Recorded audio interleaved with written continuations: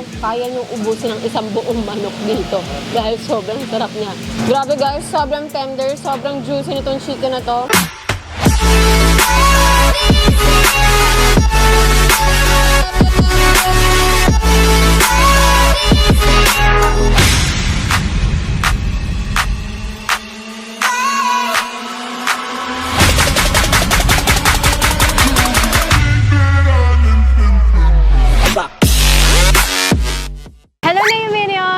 For today's food trip, andito ngayon tayo sa may Pasig kasi dito guys sa Pasig, masarap na Canto style fried chicken. So andito tayo ngayon sa JB's Fried Chicken, located to dito sa may Dr. Sixto Antonio Avenue, may Bunga, Pasig City. So as you can see guys, napakadami ng pila sa likod, kaya tara, pumila na rin tayo.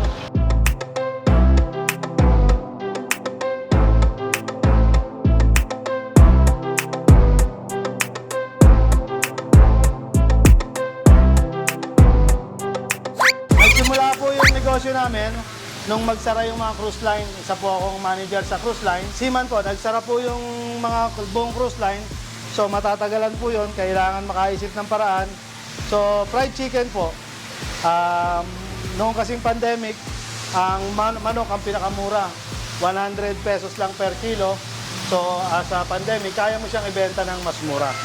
So fried chicken, isang system lang, prito lang, okay na.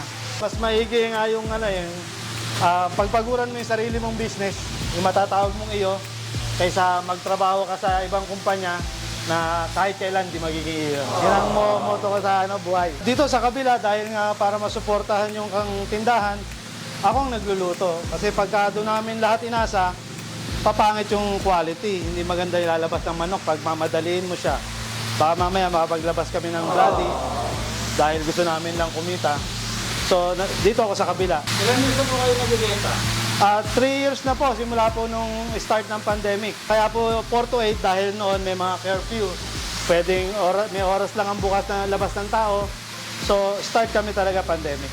Umpisa ng alas 4 hanggang alas 8 lang. Ngayon po, ubos na po. Minsan kulang pa. Kulang pa? Kung hindi na pa rin nakatawag, wala na ha? Okay, tutuwing hanggat may pila naman po, binibigyan namin pagka kaya. So sir, yung 4 hours na yun ha, ilang kilo kayo ng manok o ilang pirasong manok? Ngayon, umabot na siya ng 200 to 300 kilos. Kilos? Oo. Ang whole namin, umabot ng 200 pieces kasi nga. Ang isang kilo ng whole nyo, isang piraso, ilang kilo? 1.2 kilos ang standard namin. 1.2? Yan ang jumbo. Kaya nga, laki nga ng manok nyo eh.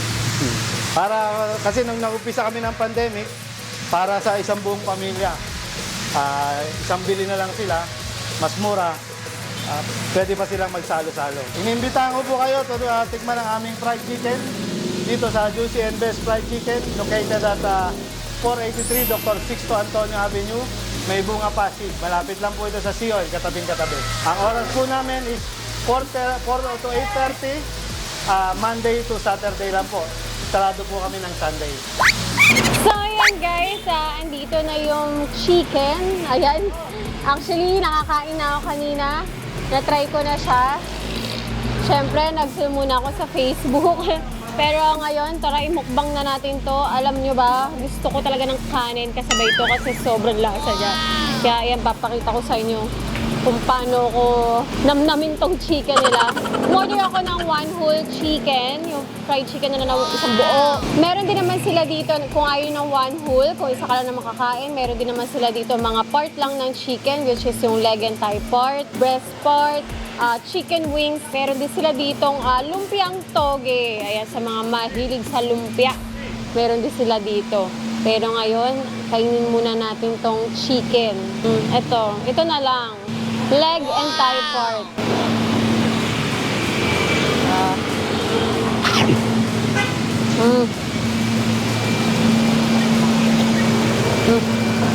Grabe guys, sobrang tender, sobrang juicy nitong chicken na to.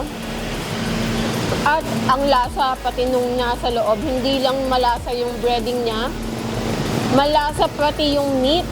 Kaya okay, meron din pala sila ditong sauce na gravy, chili garlic, and suka. Pero dip natin siya sa gravy ngayon.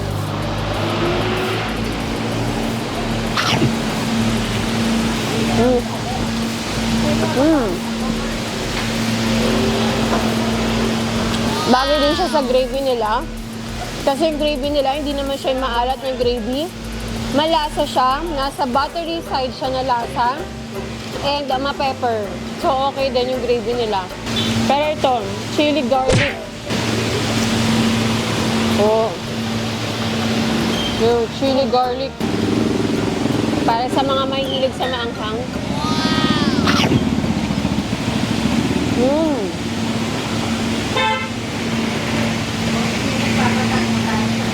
Mm. Ang sarap ng chili garlic nila. And in fairness, bagay din sa fried chicken nila itong chili garlic. Kaya sa mga spicy lover dyan, no, katulad ko, must try with chili garlic. Meron din silang suka dito. Hindi ko alam kung ano yung suka na to eh. Mm. Mm. Kasi buto, nakagat ko. Yung suka nila may lasa, hindi basta-bastang suka eh. Parang siyang pinakurat. Ano po yung suka nyo? Secret suka. Secret suka ako. Pero parang siyang pinakurat kasi malasa siya eh. Pero masarap. Homemade lahat yan. Sariling gawa nyo. Sariling gawa Pati lahat. suka. Pati suka po. Ayun. Pero may kulang sa inyo. Oh no! Kulang ng kanin. Kasi, Ano ito? ay, may kanin! Ang bilis, di ba? Nagparinig lang ako ng kanin, may kanin agad. Kasama rin po ba ito pag nagbebenta kayo?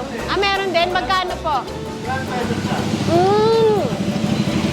12 pesos yung kanin. O, di ba? Mukbang talaga dito. Akala ko walang kanin, meron palang kanin. So, walang kulang dito sa JB's Fried Chicken kasi pati kanin meron sa kanila. O, di ba? Sarap ng kain natin. Ito ako, mas gusto ko with gravy and with chili pag idadip mo sa sauce.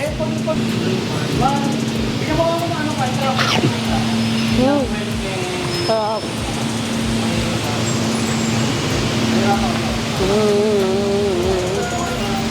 Mapapadami yung kain mo ng kanin lalo.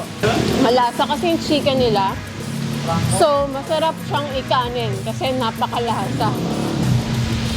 Oh, chili garlic.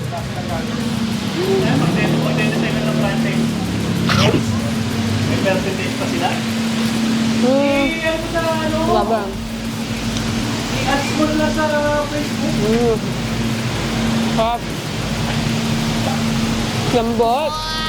Actually, sa lahat na natikman kong kain to fried chicken so far, kasi ang pinaka-favorite ko yung isang sa Marikina. Pero natikman ko to, naguguluhan na yung utak ko kung alin sa kanilang dalawa. Kasi halos same lang sila. Pero grabe guys, winner yung ano nila, chicken kasi napakalambot nga. Tsaka ang lasa. Ang sarap.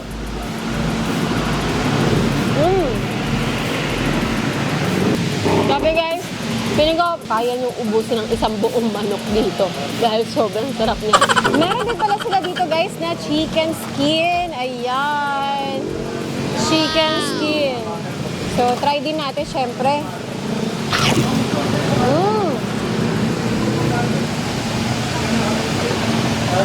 Grabe lutong.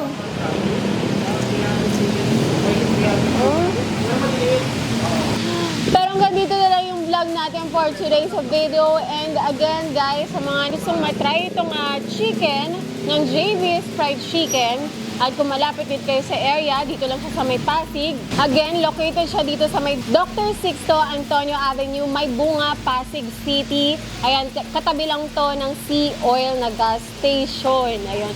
And open sila ng 4 p.m. hanggang maubos ang kanilang fried chicken. So 4 p.m. nag-start na sila magbenta ng kanilang mga fried chicken. Ayun.